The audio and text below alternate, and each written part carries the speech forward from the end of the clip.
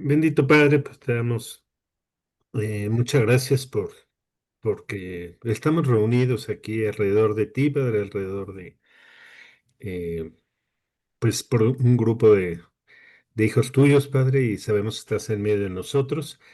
Te pedimos mucho por Alba. Te pedimos que tú pues le des tranquilidad a su familia y sobre todo pues la paz, Padre. Y te pedimos un milagro para esta chiquita, por favor, Padre. Tú eres soberano, tú sabes el trabajo que estás haciendo y por nosotros queremos pedirte con todo nuestro corazón por su restauración, que no sufra y sobre todo que esto sea para tu gloria, para salvación en su familia. Mi Padre, pues, te pedimos que tú guíes esta enseñanza esta tarde y que abras nuestros corazones para recibirla y poder, pues, obedecerte y conocerte más profundamente. Gracias por tu amor, en el nombre de Jesús. Amén. Amén. Bien, entonces, como decíamos, el título de este estudio es Bases para una oración eficaz. Un pasaje con el que vamos a iniciar es un pasaje que vemos mucho cuando ungimos a alguien, que dice: confesaos vuestras ofensas unos a otros y orad unos por otros para que seáis sanados. La oración eficaz del justo puede mucho. Aquí la frase enfatizar es: la oración eficaz del justo puede mucho. Y entonces, para que nuestra oración sea eficaz, vamos a ver muchos conceptos.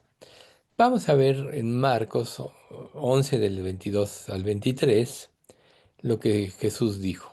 Dice el pasaje así: respondiendo Jesús les dijo: tened fe en Dios, porque de cierto os digo que cualquiera que dijere a este monte, quítate y échate en el mar, y no dudare en su corazón, le será hecho. Sino que creyere, perdón, dije y no dudare, sino que creyere que será hecho lo que dice, le será hecho. Lo mezclé con otro pasaje. Entonces, bueno, aquí nos podemos concentrar y no dudare en su corazón.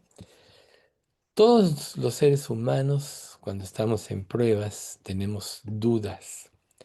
A veces tenemos ya aún largos años de caminar en Cristo, pero siempre que vienen las pruebas nos asalta la duda.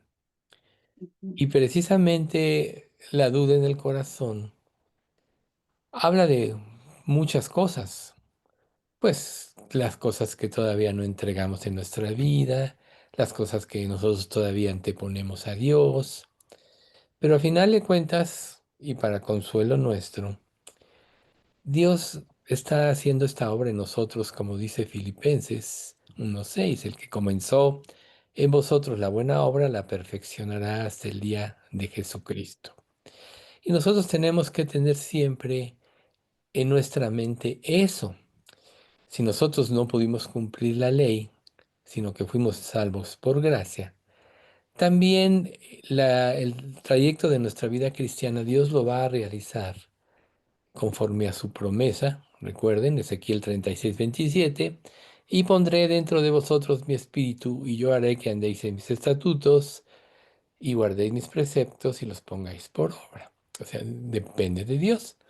Por tanto, muchas veces la angustia nos bloquea, a veces nos lleva a las emociones, a la decepción, pero conforme nosotros vamos creciendo en nuestra relación con Dios y en obediencia, nuestra fe se va afirmando y va creciendo también.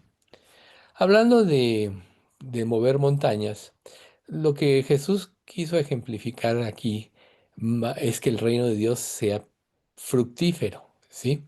Es que no es tanto que una montaña la eches en el mar, digo que claro, en el poder de Dios puede ser, sino solo Jesús lo usó como una ilustración para enseñar lo que Dios puede hacer hasta lo imposible.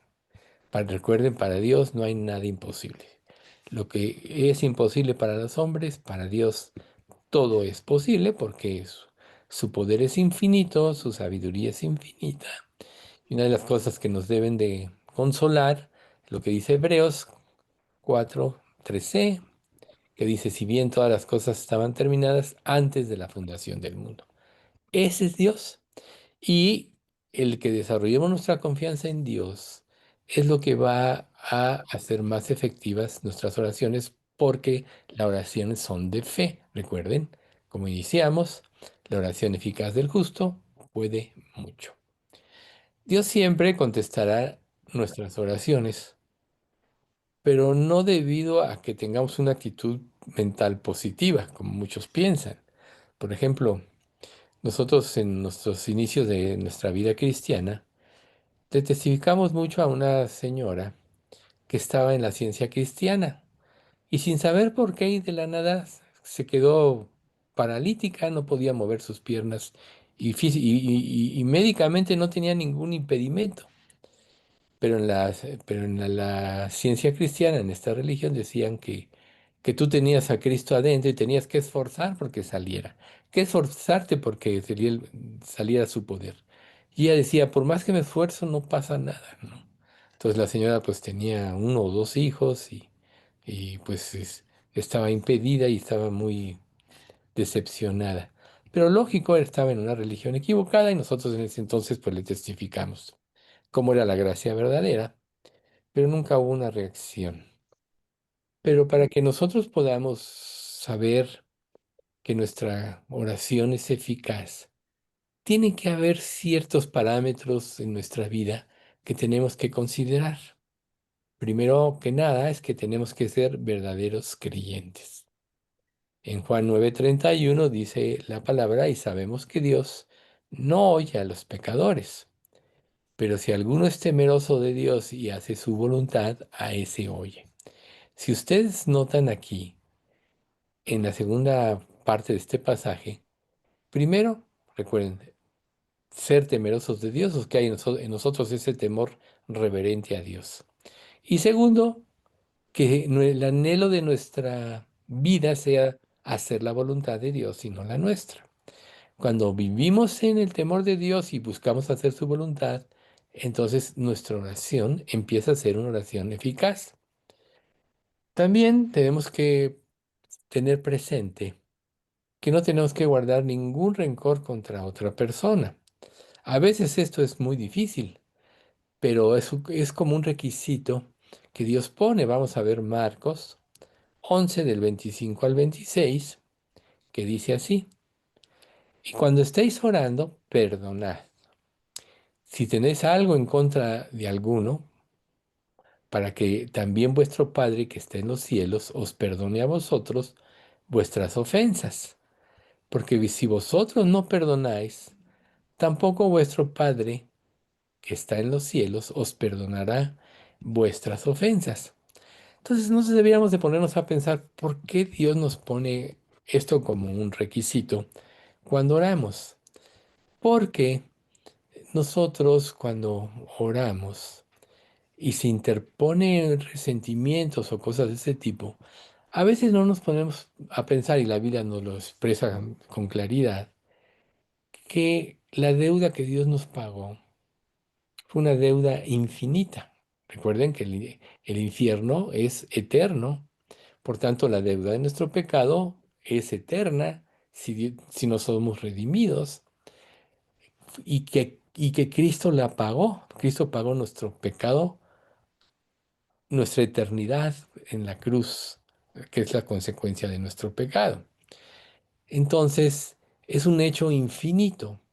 Y los conflictos con nuestro prójimo, cuando tenemos algún resentimiento, pues es un asunto meramente de este mundo.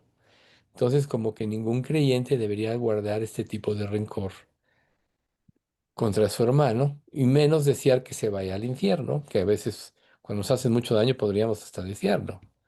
Más bien anhelar que Dios tenga misericordia de esta persona.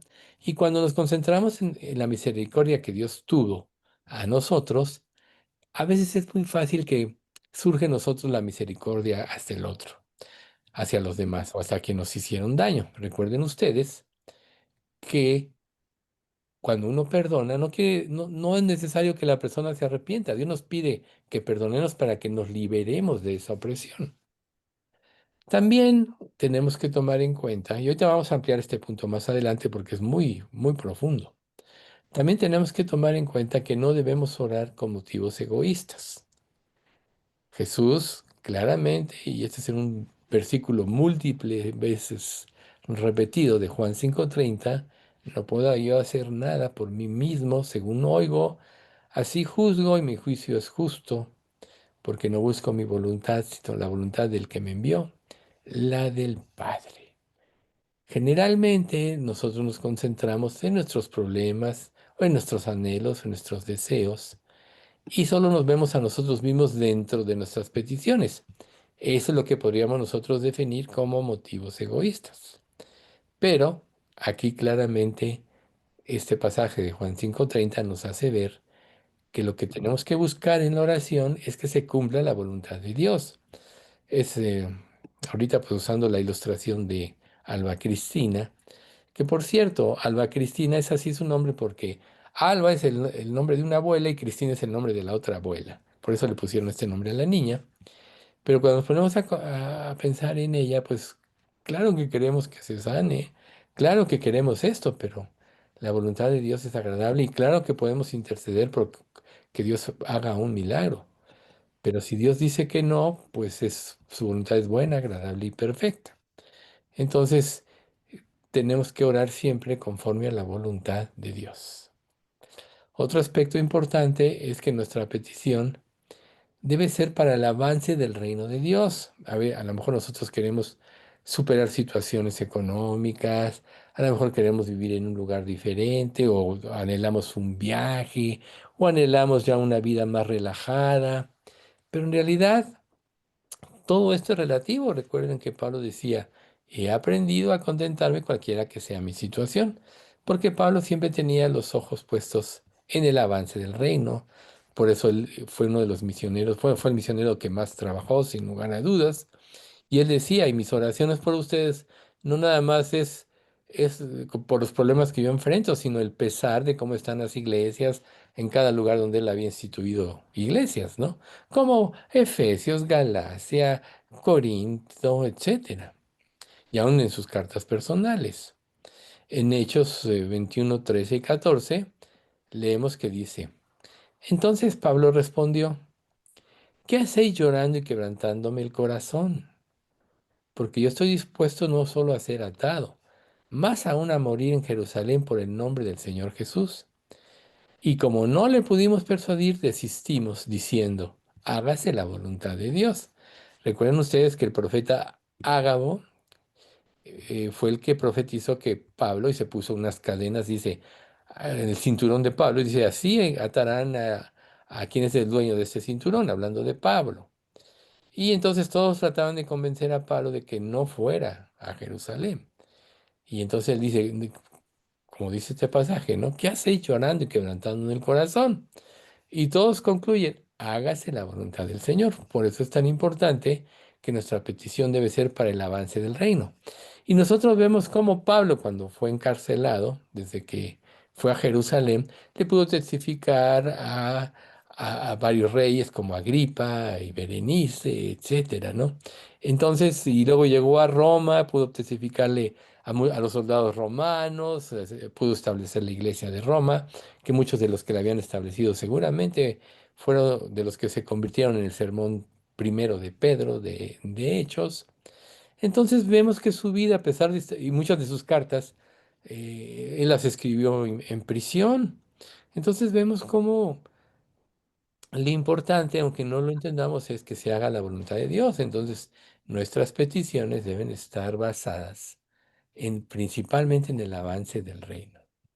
Por lo que para que nosotros podamos orar con eficacia, lo primero que tenemos que tener es confianza en el poder de Dios y en su voluntad, no en el objeto de nuestra petición. Claro que es lícito que nosotros le pidamos a Dios, ayúdame a salir adelante de este problema, derrama tu gracia, etcétera. Pero lo más importante es la confianza en Dios.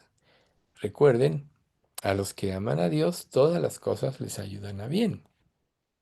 Por lo que cualquier situación que como creyentes enfrentemos, Dios tiene un propósito al permitirla. Y no quiere decir que Dios traiga el mal a nuestra vida. A veces Dios usa el mal, usa nuestros errores, nuestras equivocaciones, para que Él pueda, en un sentido, hacernos crecer en la gracia, etcétera. Pero, en realidad, Dios no se equivoca en lo que permite en nuestras vidas, reitero. Por lo que veamos Marcos 11:24, que dice así: Por tanto os digo, que todo lo que pidiereis orando, creed que lo recibiréis y os vendrá. ¿Por qué se puso este pasaje aquí? Lo puse porque tenemos que tener confianza cuando le pedimos en que se haga la voluntad de Dios, ¿sí? Entonces, si nosotros le pedimos una petición y nuestra petición está basada en la voluntad de Dios, entonces podemos tener la certeza que Dios contestará. Por eso es tan importante llenar nuestra mente de la palabra, para que nuestro pensamiento, nuestra conducta, nuestros anhelos y nuestras peticiones estén basadas en la voluntad de Dios y en el avance del reino. Porque si nosotros solo nos concentramos en nuestras peticiones basadas en nuestras propias necesidades e intereses, y Dios nos las niega, quedaremos vacíos, sin nada. Yo sé y conozco muchas personas que se endurecieron porque le pidieron algo a Dios y Dios no se los concedió. Y como no se los concedió, se enojaron con Dios y lo rechazaron. Hay muchos casos de este tipo. Por eso para nosotros como creyentes es muy importante llenar nuestra mente de la palabra de Dios. Tiene que estar rondando.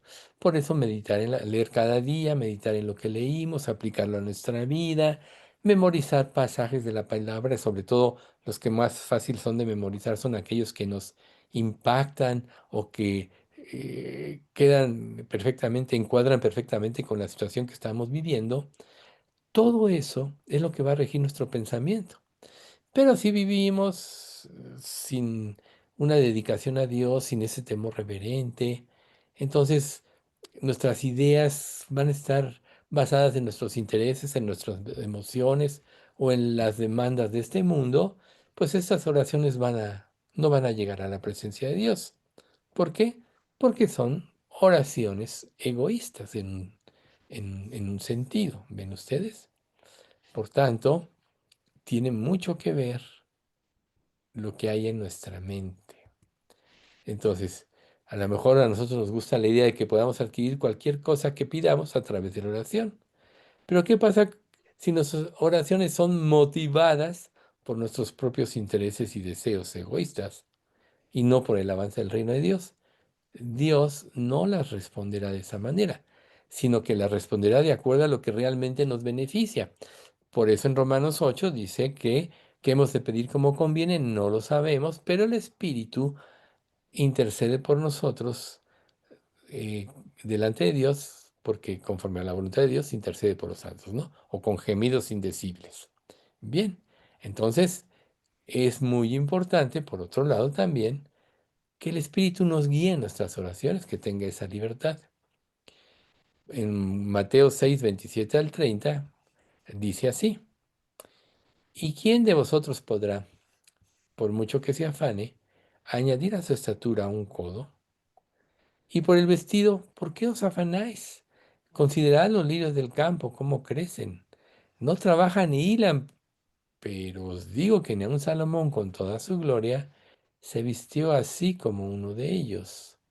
Y si la hierba del campo que hoy es y mañana es echada en el horno, Dios la viste así, ¿no hará mucho más a vosotros, hombres de poca fe?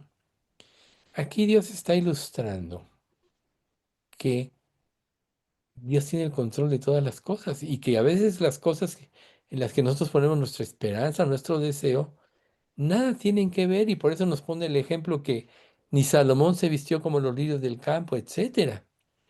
Tan solo para ilustrar que las cosas son muy superiores a lo que el hombre piensa. A veces nuestra vida está basada en vanidades y deseos engañosos. Y eso rige nuestra vida. Pero Dios quiere que aprendamos a ver lo verdadero, la esencia de todas las cosas. Por ejemplo, nuestro Señor Jesucristo, nuestro ejemplo supremo.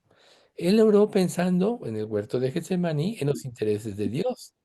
Por eso pudo decir, Padre, para ti todas las cosas es posible. Sin embargo, quiero que hagas tu voluntad y no la mía. El pasaje dice de esta manera, que es Marcos 14:36, y decía, Abba Padre, todas las cosas son posibles para ti. Aparta de mí esta copa, mas no sea lo que yo quiero, sino lo que tú. ¿Ven ustedes? Y no estamos hablando de que Jesús estaba pidiendo por una vanidad ilusoria, por algo para él mismo. Él sabía que iba a enfrentar el infierno eterno y los dolores que vendrían. No era solo el escarnecimiento físico, que es donde muchos se concentran en las películas que hacen y todo eso, sino fue el juicio por el pecado de toda la humanidad. Él iba a enfrentar el infierno eterno de toda la humanidad, algo indecible, inimaginable, que solo el Dios hecho hombre, Jesús, pudo haberlo soportado porque era Dios, ¿ven ustedes? Entonces, él aún así oró con reverencia y decía, Abba Padre, ¿no? Papito, todo es posible para ti, pero no sea como yo quiero, sino como tú, ¿no? Entonces, no es que nosotros cuando oremos no podamos expresar nuestros deseos. Claro que sí. Dios conoce más de nosotros que nosotros mismos, pero Él que ve el corazón sabe cuál es nuestra verdadera necesidad. Generalmente todos los problemas de nuestra vida son problemas espirituales. A veces tú puedes decir, tengo que hacer esto, tengo que irme de viaje, tengo que hacer lo otro y aquello, y estás pensando en puras cosas materiales para solucionar tus problemas. Tengo que cambiar de coche, tengo que comprarme ropa, etcétera, etcétera. Y no sabemos discernir o interpretar nuestra necesidad espiritual. Entonces, claro que es lícito que nosotros podamos expresar a Dios nuestros deseos en una petición, pero Dios siempre nos responderá de acuerdo a nuestra verdadera necesidad espiritual. Por eso siempre tenemos que concluir una oración, mas no sea como yo quiero, como Jesús lo hizo en Getsemaní, sino como tú. Pero a veces ni queremos decirle esto porque no queremos renunciar a lo que estamos anhelando y hasta amoldamos nuestras oraciones a que se den de esta manera o cambiamos la intención pensando que podemos engañar a Dios cuando Dios todo lo sabe. Si no, no estaría este pasaje del Salmo 37 del 3 al 5 que dice, confía en Jehová y haz el bien, y habitarás en la tierra y te apacentarás de la verdad. Deleítate a sí mismo en Jehová, y Él te concederá las peticiones de tu corazón. Encomienda a Jehová tu camino y confía en Él, y Él hará. Deleítate en Dios, deleítate en su voluntad. Deleítate en que su respuesta va a ser lo mejor para ti, aunque no lo entiendas. Deleítate en que si espera, es que en el tiempo de la espera a la respuesta de una oración, Él está haciendo un trabajo de formar a Cristo en nosotros. Deleítate, aunque te dé una negativa, porque no era lo que más te conviene. Acuérdense de la anécdota que el domingo expresó a Alex de este señor que le cortaron un dedo y su siervo este, eh, le echó la culpa y luego cuando lo iban a sacrificar la tribu, no lo hicieron porque no tenía perfecto su cuerpo, cosas de ese tipo, ¿no? Y él hasta entonces entendió que había sido la voluntad de Dios y que lo estaba librando hacia futuro. Pero en el momento se enojó y escarneció a su siervo Quien estuvo en el estudio o ya lo vio, pues ahí está el ejemplo, ¿no? Entonces nosotros tenemos que examinar, examinarnos a nosotros mismos y ver los motivos de nuestras oraciones para ver si se están centrando en nuestros intereses o en los de Dios. A veces es un punto crucial en nuestra relación con Dios, que nuestros intereses van en oposición a los intereses de Dios. Entonces viene un choque de voluntades y muchas veces hasta nos endurecemos. Pero en realidad, si creemos en quién es Dios, en su sabiduría infinita, tal como nos puso en la época, en el país, con la familia, en la ciudad que era donde más nos podríamos convertir.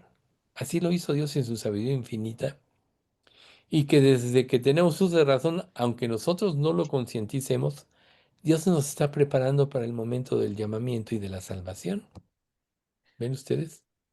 Por eso es tan importante cuando nosotros oremos, hacerlo a la luz de lo que dice el Salmo 139, del 23 al 24. Examíname, oh Dios, y conoce mi corazón. Pruébame y conoce mis pensamientos. Y ve si hay en mí camino de perversidad y guíame en el camino eterno. Recuerden que los 10 mandamientos es la ley de Dios. Representa una norma de acción que va de acuerdo al carácter de Dios. ¿Por qué hago esta explicación? Porque nuestros caminos que se salen de la voluntad de Dios sí son caminos de perversidad, por eso lo dice este salmo. ¿Ven ustedes? Entonces nosotros tenemos que pedirle a Dios que nos guíe por el camino de su voluntad, por el camino eterno. Recuerden, nunca dejen de tener en su mente la voluntad de Dios es buena, agradable y perfecta. ¿Ven ustedes? Ahora, es necesario que ampliemos un poco el punto del perdón, porque si la Biblia lo enfatiza en múltiples pasajes, es porque es un hecho muy común. A lo mejor ahorita piensas que no hay ningún problema o ningún resentimiento, no tienes nada que perdonar. A lo mejor lo has reprimido, lo ignoras, pero es muy importante que para nosotros, si tenemos algún resentimiento, perdonar. Y esta es una tarea muy difícil que muchas personas preferirían no hacer o hacer casi cualquier otra cosa excepto perdonar a quienes les han hecho daño. Porque, pues, no, imagínate un secuestrador, ¿no? Un papá egoísta que abandone el hogar, una persona que con chismes te daña para que no tengas un ascenso en tu trabajo, cosas de ese tipo, ¿no? Un familiar que te desprestigia ante los demás familiares. Yo creo que todos hemos vivido esas cosas. Y, y aún en ese tipo de injusticias, recuerden, Dios en su tiempo exaltará nuestra justicia, ¿no? Entonces, nosotros tenemos que confiar también en eso, pero por eso es tan importante perdonar para liberarnos nosotros, porque no hacerlo, y a lo mejor no lo habían pensado de esta manera, obstaculiza nuestra fe, mina el poder de la oración. Vamos a ver Marcos 11 del 25 al 26. Y cuando estéis orando, perdonad, si tenéis algo contra alguno, para que también vuestro Padre que esté en los cielos os perdone a vosotros vuestras ofensas. Porque si vosotros no perdonáis, tampoco vuestro Padre que esté en los cielos os perdonará vuestras ofensas. Este pasaje ya lo vimos, solo lo estábamos repitiendo, para enfatizar algunos puntos. La falta de perdón bloquea nuestras oraciones de fe, porque se interpone el hecho a la voluntad de Dios. No sé, tal vez lo puedas comprender de mejor manera cuando tú tienes un afán en la vida. Ya sabemos que Filipenses 4, 6, 7 te dice, por nada estéis afanosos, sean conocidas vuestras peticiones delante de Dios, etcétera, ¿no? Pero cuando el afán está en nuestra vida, solo estamos concentrados en el afán, bloquea nuestro pensamiento, nos impide razonar. ¿Cuántas compras nosotros hemos hecho, y me incluyo, en un momento de afán y luego dijiste, ¿qué hice? ¿No? A veces puedes regresar el producto, pero a veces hay cosas que ya no puedes cambiar y ya la regaste. Bien, así te bloquea la falta de perdón también. Te nubla el pensamiento, te impide tener fe. Y recuerden que la oración es una oración de fe, por eso pusimos como primer pasaje, la oración eficaz del justo puede mucho. ¿Ven ustedes? Cuando nosotros oramos mientras guardamos rencor, es como un árbol lleno de hojas pero sin fruto. Y de ahí, ¿por qué Jesús puso el ejemplo de la higuera, como dice en Marcos 11:13? Y viendo de lejos una higuera que tenía hojas, fue a ver si tal vez hallaba en ella algo, pero cuando llegó a ella, no halló sino hojas, pues no era tiempo de higos, ¿no? O sea, es estar como vacíos, es como que no tener nada de esencia en nuestras vidas. El perdón y la misericordia hacia otros transforma nuestro corazón. Recuerden, con el misericordioso te mostrarás misericordioso y justo para con el hombre íntegro. ¿En ustedes? Con el misericordioso te mostrarás misericordioso. Si nosotros no hay misericordia, no hay hacia otros, ¿cómo podemos apelar a la misericordia de Dios? Recuerden ustedes que el perdón es algo que debe estar basado en la fe. Ya sabemos que Dios nos pide que perdonemos para que nos liberemos de esa esclavitud o de ese impedimento. La fe verdadera, cuando lo hacemos por fe, la fe verdadera transforma el corazón. Y Dios quiere ser el que gobierna nuestro corazón, el dueño de nuestro corazón. Por eso Proverbios 23, 26 dice, dame, hijo mío, tu corazón y miren tus ojos por mis caminos. ¿A quién le pertenece tu corazón realmente? ¿Sabes cómo puedes saberlo? Viendo qué dominan tus pensamientos rutinariamente.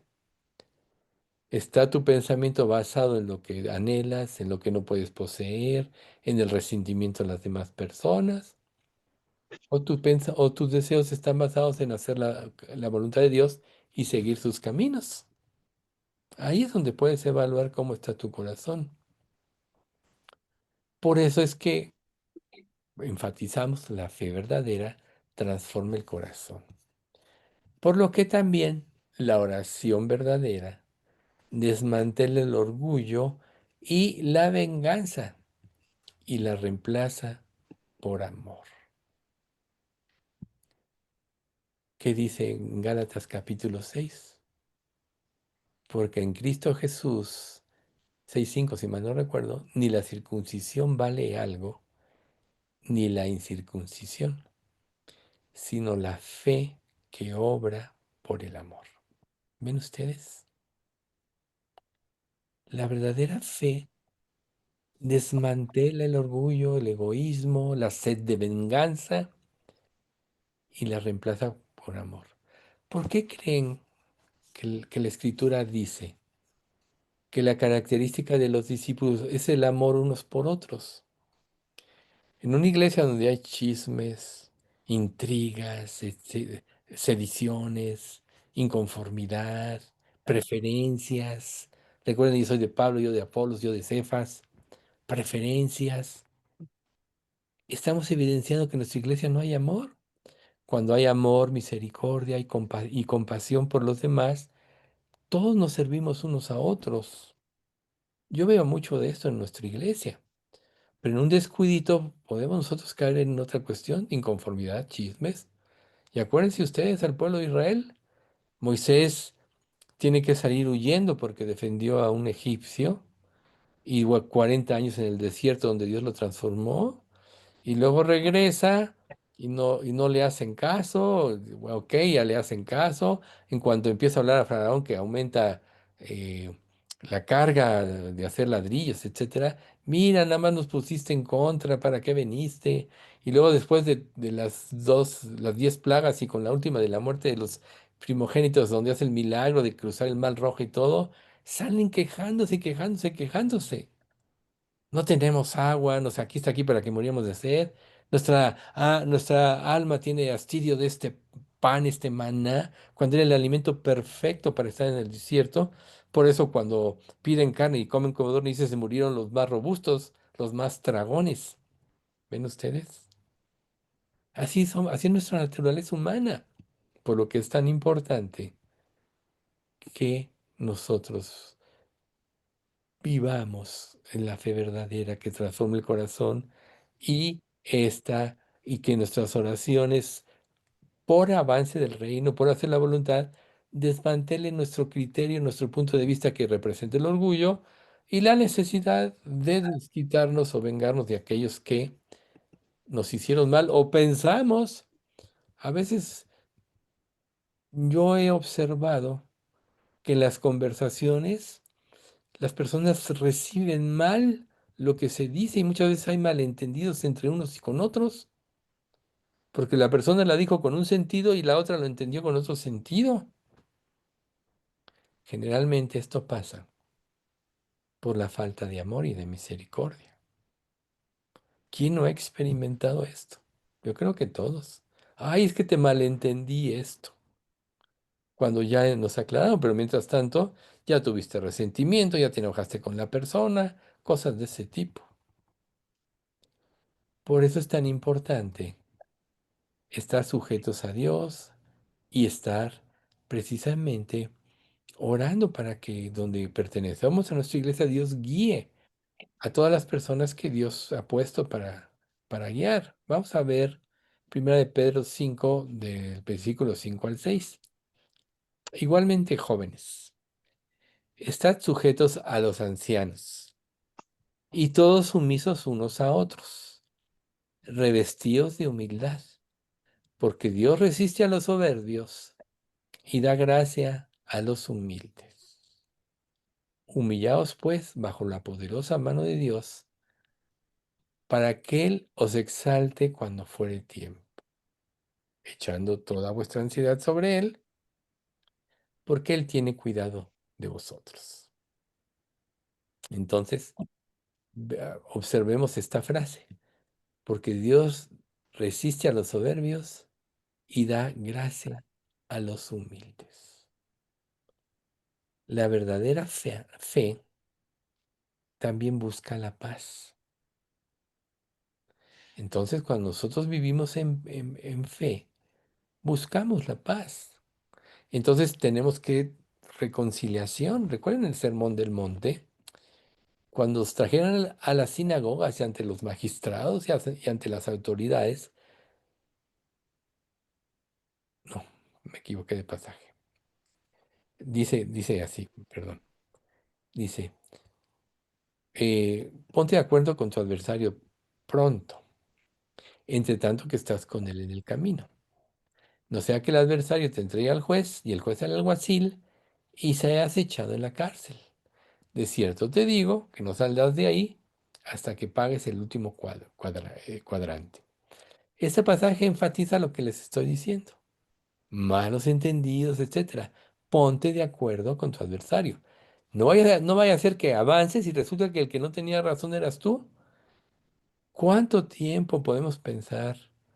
O sea, es muy fácil guardar resentimiento por días, semanas, meses, hasta años, quizá décadas. Pero amar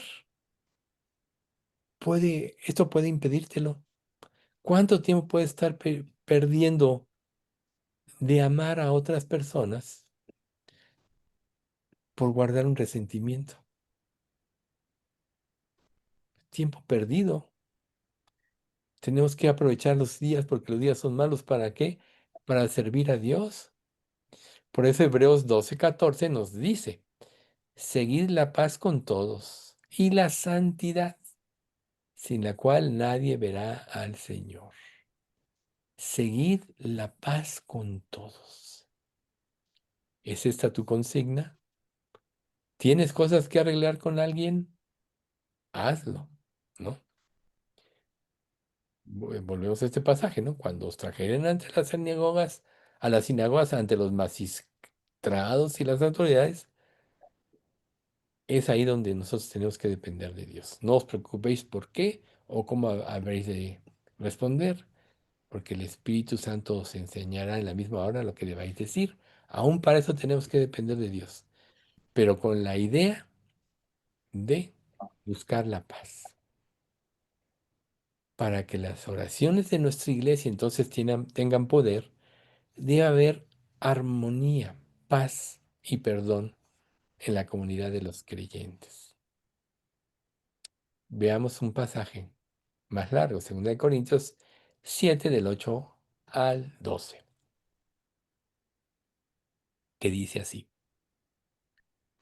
porque aunque os contristé con la carta, no me pesa, aunque entonces lo lamenté, porque veo que aquella carta, aunque por algún tiempo os contristó, ahora me gozo, no porque hayáis sido contristados, sino porque fuisteis contristados para arrepentimiento, porque habéis sido contristados según Dios, para que ninguna pérdida padecieseis por nuestra parte, porque la tristeza que es según Dios produce arrepentimiento para salvación, de que no hay que arrepentirse, pero la tristeza,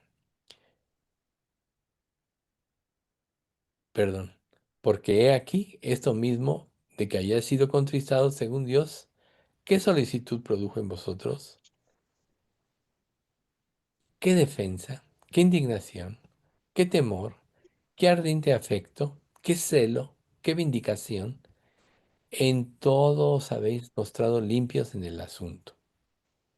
Así que, aunque os escribí, no fue por causa del que cometió el agravio, ni por causa del que lo padeció, sino para que se os hiciese manifiesta nuestra solicitud que tenemos por vosotros delante de Dios. ¿Ves? Entonces, si la tristeza, producto de de una exhortación, porque nosotros vamos a los estudios a que Dios nos ubique en nuestra situación, nos lleva a un cambio de conducta y a arreglar todo lo que tenemos mal, entonces eso nos va a traer libertad.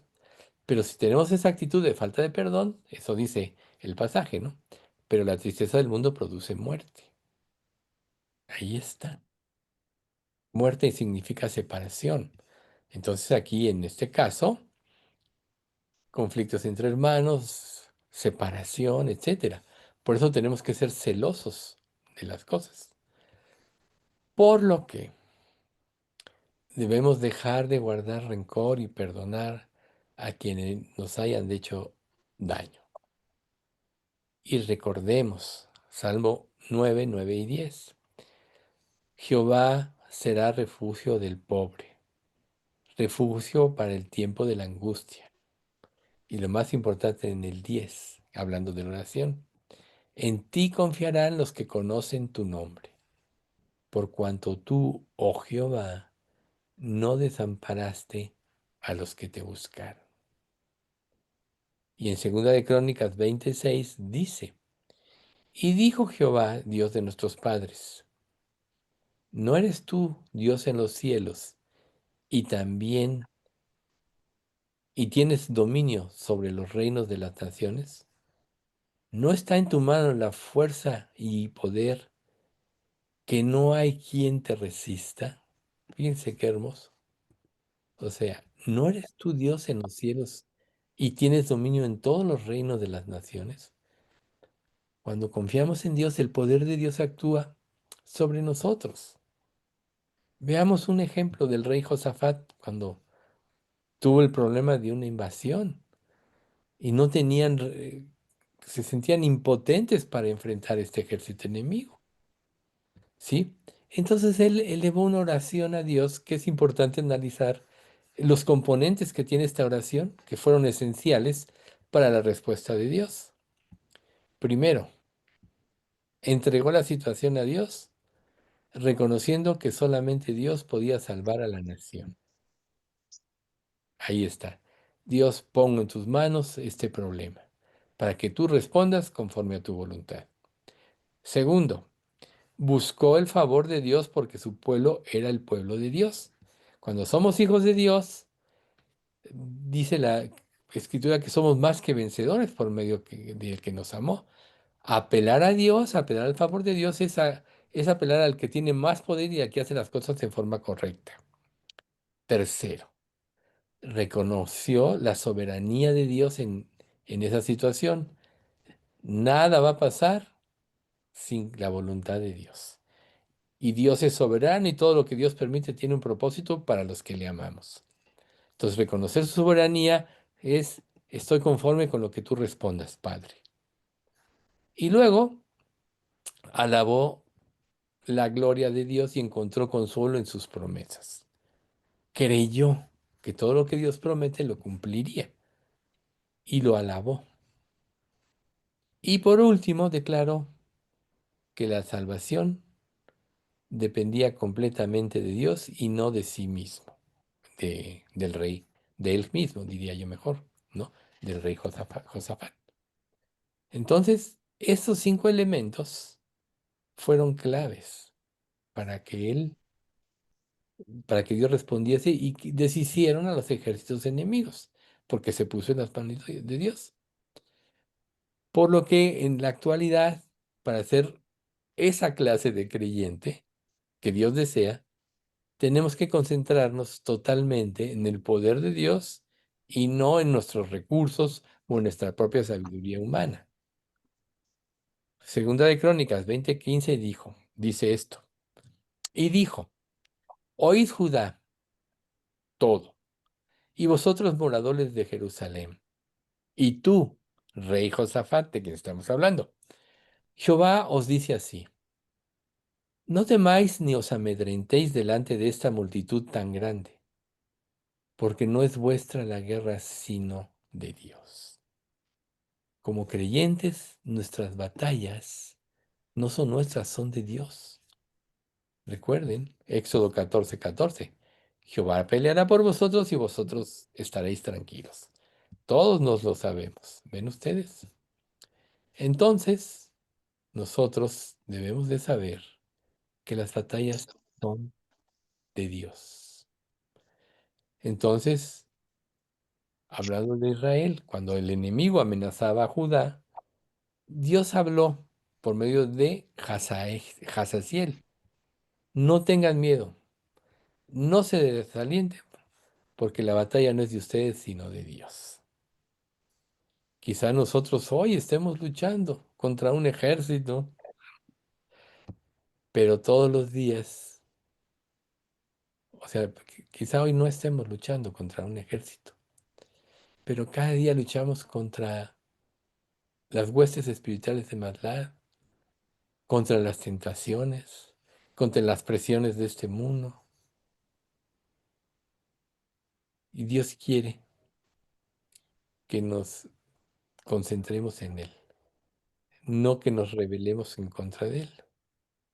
Él quiere revelarse a nuestra vida si lo buscamos. Porque recuerden, nuestra lucha, no tenemos lucha contra carne y sangre, sino contra principados, contra potestades, contra los gobernadores de las tinieblas de este siglo, contra huestes espirituales de maldad en las regiones celestes. Nuestra verdadera lucha es una lucha espiritual. Por tanto, es importante por eso orar por el avance del reino, por la voluntad de Dios, porque no es material nuestra lucha. Como dice Pedro, todos los elementos al fuego serán destruidos y la tierra y las cosas que en ella hay serán deshechas. Eso es lo que es las cosas de este mundo. Por eso Dios quiere que vivamos por el avance del reino. Y por eso Dios nos dio su Espíritu Santo. como dice 1 Corintios 6, 19 y 20. ¿O ignoráis que vuestro cuerpo es templo del Espíritu Santo, el cual está en vosotros, el cual tenéis de Dios y que no sois vuestros? Glorificad, perdón, porque habéis sido comprados por precio. Glorificad pues a Dios en vuestro cuerpo y en vuestro espíritu, los cuales son de Dios. Si cuando nosotros nos convertimos, Él compró nuestra vida con el precio de su sangre, Jesús, tenemos que vivir para Él. Y si vivimos para Él, todo es, todas estas luchas, todos estos malos entendidos o estos falsos conceptos en oración se van a disipar. Por lo que tenemos que pedir siempre la ayuda de Dios cuando enfrentemos dificultades, porque Él va a pelear por nosotros. Ahora, para concluir, ¿cómo dejamos que Dios pelee por nosotros? Yo creo que este punto es muy importante.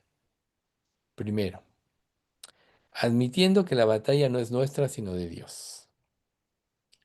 Segundo, reconociendo las limitaciones humanas y permitiendo que el poder de Dios actúe a través de nuestros temores y debilidades. ¿Cómo? Obedeciendo y confiando en Él. Tres, asegurándonos de buscar los intereses de Dios y no los nuestros, que generalmente van acompañados de deseos egoístas o engañosos. ¿Ven ustedes? Buscar los intereses de Dios. Juan 5:30, ya lo dijimos hace rato. Cuarto, pidiéndole a Dios que nos ayude en nuestras batallas y luchas diarias. Ahí está, pidiéndole que nos ayude. A veces nos levantamos cada día y decimos, tengo que hacer esto, lo otro, aquello, y salimos. Y nos damos cuenta que las circunstancias cambian. Nunca las cosas salen como nosotros pensamos que debían salir. Por eso es tan importante buscar la voluntad de Dios.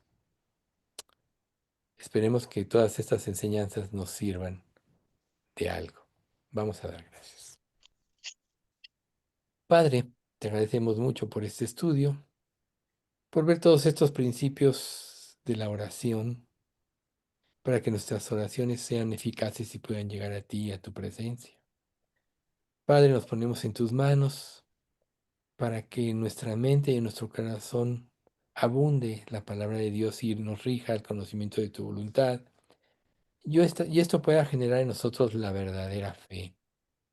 Señor, no queremos hacer nuestra voluntad sino la tuya, pero todavía nos encontramos en muchas luchas que quizá nuestra naturaleza humana todavía ejerza presión en nosotros para poder tener el control de nuestra vida. Mas nosotros, Padre, queremos entregarte nuestra vida, Señor, para que tú tomes el control absoluto de ella y aprendamos a confiar en todo lo que tú nos indicas en tu palabra para poder seguir el camino de tu voluntad, como lo hizo nuestro Señor Jesucristo. Sabemos que somos imperfectos, pero creemos en la promesa de que tú producirás en nosotros la vida que tú deseas y anhelas. Señor, cumple ese propósito. Esperamos que tú vengas pronto, nos lleves a tu presencia. Pero mientras tú vengas, Señor, todavía tenemos un trabajo en este mundo que hacer y es dar testimonio de ti. Por tanto, te pedimos que nuestras oraciones, nuestras peticiones de intercesión por los demás lleguen a tu presencia en cada momento para que tú guíes por el camino de tu voluntad. Especialmente, Padre, reiteramos nuestra petición por Alba Cristina para que tú, Señor, cumplas en ella tu propósito, en su familia, y puedas, Señor, darle paz y tranquilidad. Y si tu voluntad es sanarla, Señor, que es lo que anhelamos, tan solo tu palabra lo puede hacer. Si tu voluntad es recogerla que esté en tu presencia, confírmala en la fe. Tú dices que de los niños es el reino de los cielos y esta niñita sí ha puesto su fe en ti. Confírmala, Señor. Y ponemos en tus manos toda esta petición y confiamos que tú ya nos respondiste porque te lo pedimos en nombre de Cristo Jesús. Amén.